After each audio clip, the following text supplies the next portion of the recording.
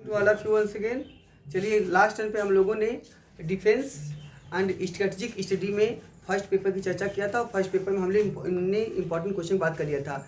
और आज हम लोग मुख्यतः इसमें सेकंड पेपर की चर्चा करेंगे जिसे आप नेशनल सिक्योरिटी के नाम से जानते हैं। तो नेशनल सिक्योरिटी में आइए देखते हैं कौन से क्वेश्चन हो सकते हैं। तो इसमें 10 महत्वपूर्ण क्वेश्चन कम से कम देखेंगे जिसमें आपका 5 क्वेश्चन आपको करना होगा। 10 में 5। चलिए पहला है समसामयिक विश्व में राष्ट्रीय सुरक्षा की अवधारणा। ये सबसे ज़्यादा क्वेश्चन बार बार रिपीट हो रहा है। समसामयिक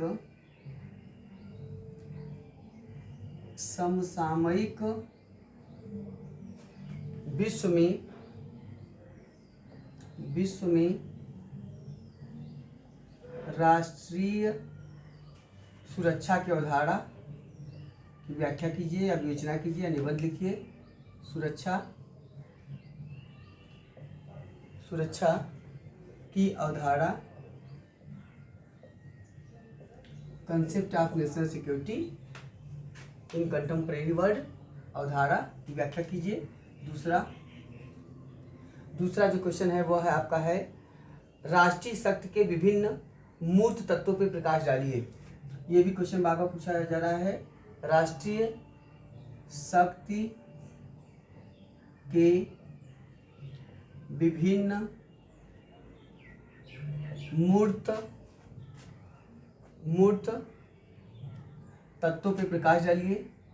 कभी कभी मूर्त तत्वों पर प्रकाश आ रहा है और या तो कभी कभी पूछा जा रहा है कि राष्ट्रीय शक्ति के विभिन्न तत्व समझाइए। ठीक है, तो राष्ट्रीय शक्ति के विभिन्न मूर्त तत्व, या कभी कभी आ रहा है अथवा राष्ट्रीय शक्ति के विभिन्न तत्व। ये बार बार आ रहा है क्वेश्चन। ठीक, चलिए क्वेश्चन नंबर 3 चर्चा करेंगे। क्वेश्चन नंबर 3 है आपका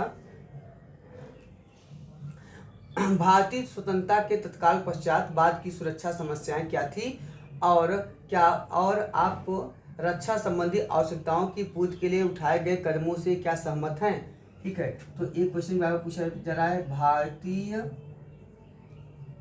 स्वतंत्रता के बाद सुरक्षा समस्याएं, तत्काल बाद है के बाद सुरक्षा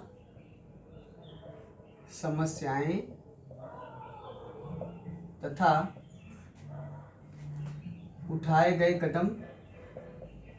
गए कदमों से सहमति। क्या आप इससे सहमत हैं? ठीक है। क्वेश्चन नंबर 4 है आपका शक्ति संतुलन की अवधारणा और वर्तमान में इसकी प्रासंगिकता। शक्ति संतुलन की अवधारणा, बैलेंस ऑफ पावर, पहली बार वेस्टफेलिया की संधि में अवधारणा आई है और उसको आधुनिक काल में आइजनहावर ने दिया है इसको। शक्ति संतुलन की अवधारणा तथा वर्तमान में इसकी प्रासंगिकता या सार्थकता क्या है, इसके बारे में ये बताना है। तो ये भी एक आपका महत्वपूर्ण क्वेश्चन है। अगला चर्चा करेंगे। अगला है निशस्त्रीकरण तथा शस्त्र नियंत्रण की अवधारणा। 5वां है निशस्त्रीकरण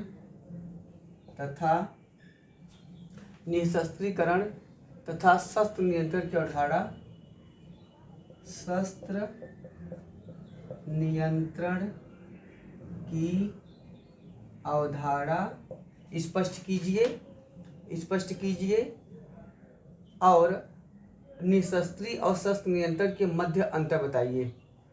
ठीक है, और दोनों के मध्य अंतर बताइए।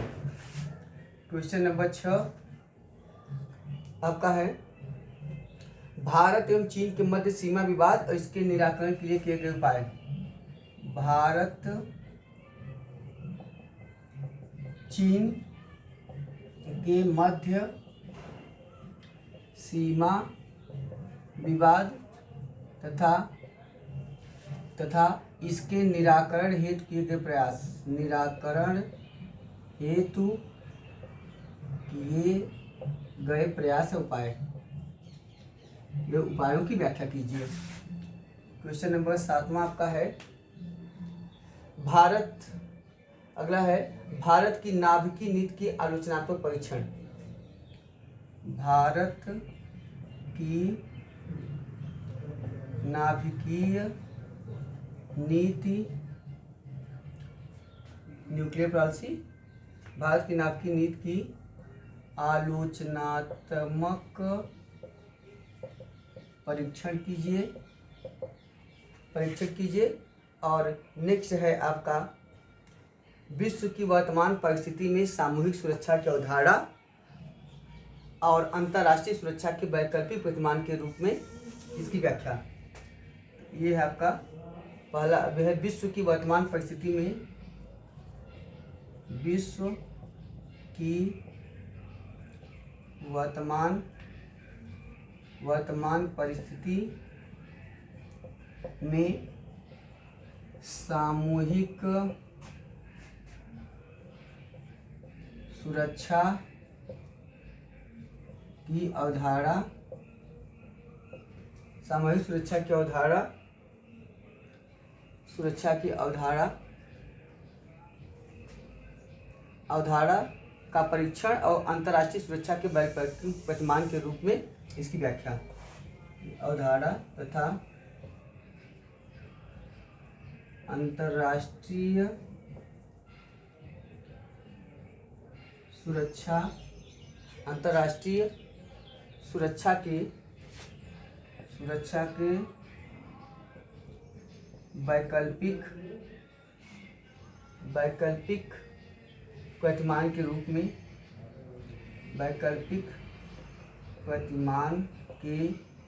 रूप में इसकी विवेचना कीजिए। क्वेश्चन नंबर 9 है आपका गुट निरपेक्षता की अवधारणा। सबसे इंपॉर्टेंट क्वेश्चन है गुट निरपेक्षता की अवधारणा तथा इसकी समसामयिक प्रासंगिकता। नॉन अलायंस पॉलिसी, गुट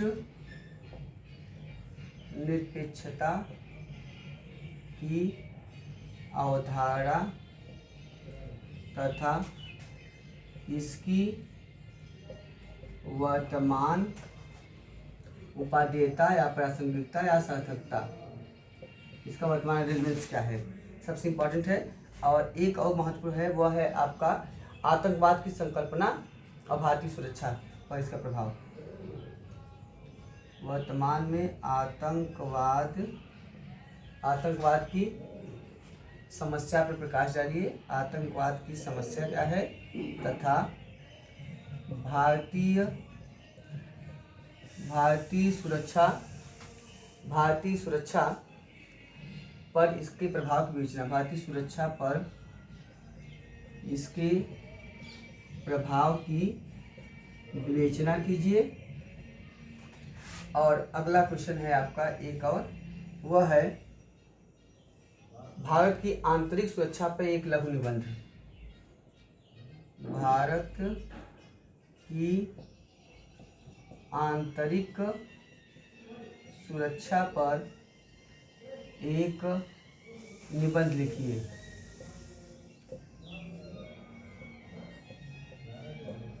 ठीक है, right an essay on the internal security of India. ठीक है, तो ये इतने भी जो क्वेश्चन हैं आपके ये महत्वपूर्ण हैं।